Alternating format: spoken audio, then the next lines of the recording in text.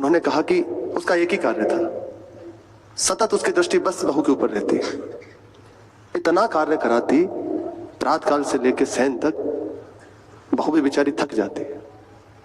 कभी वो भी सोचती कि माता जी कभी प्रेम से बात कर ले, थोड़ा तो हमें छुट्टी दे दें, लेकिन वो एकदम अपनी सेवा में बिल्कुल।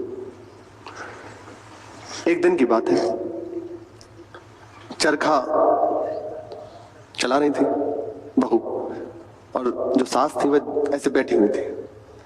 बैठे बैठे उनकी अंदर एक बात आई और कहा, बहू सुनो। तो वे अपनी भाषा में कहते थे, बहुरिया जरा श्वास ले, वहां से था ना, बहुरिया जरा श्वास ले। तो बड़ा अच्छा लगा उसे कि चलो आज हमारी माता जी को बड़ी कृपा आई, दया आई हमारे ऊपर कि हमें कह रही है थोड़ी देर तुम सहता लो, थोड़ी देर आराम कर लो। बहुत प्रसन्न हो गई और ऐसे उनकी ओर देखने लगी। अब इतनी ही देर में अब उसके अंदर कितना कुछ चला होगा ये तो वही जाने, जो बहू है, कि जाके सो जाए या कुछ भी। तो आगे की पंक्ति सास ने कही कि आगे की तो सुन लो। तो प्रसन्नता तत्काल हट गई। बहुरिया जरा श्वास ले, चरखा चला रही है ना, छोड़ और जांच लियो, अर्थात चरखे को छोड़ो, अब चक्की चलाना शुरू करो।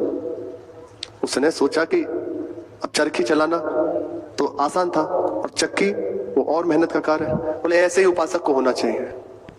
उसे एकदम कठोर सास की तरह उसकी दृष्टि हर समय मन के ऊपर रहे। एक क्षण भी यदि छोड़ दिया तो बस ये मार देगा, कहीं ना कहीं ऐसी जगह फंसा देगा कि संभलना बड़ा मुश्किल है।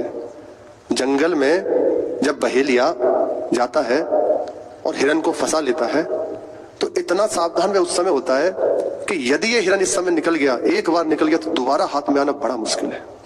बहुत सावधानी उस समय बरतता है। ऐसे ही उपासक को अपने मन को छूट नहीं देनी चाहिए। जहां छोड़ा तो निश्चित कोई ना कोई ऐसा प्रपंच रच देगा कि आप ही फंस जाओगे अपने जाल में। जहां निकलने चले थे मुक्ति किसकी, इसी की, तो आप ही फंस जाओगे इसके चक्कर में, क्योंकि इसे अनंत जन्म का कोई गणना नहीं है, अभ्यास है फंसाने का। अब यदि बचा जा सकता है तो हानि हरिवंश के नाम अंतर पड़े। एक क्षण भी अंतराय ना होने पावे, निरंतरता बनी रहे। मन लगे ना लगे ये निश्चित लग जाएगा। इस पे यदि ध्यान दिया तो परेशान हो जाओगे। इस पे ज्यादा ध्यान नहीं देना। जहां भी हैं, जैसे भी हैं।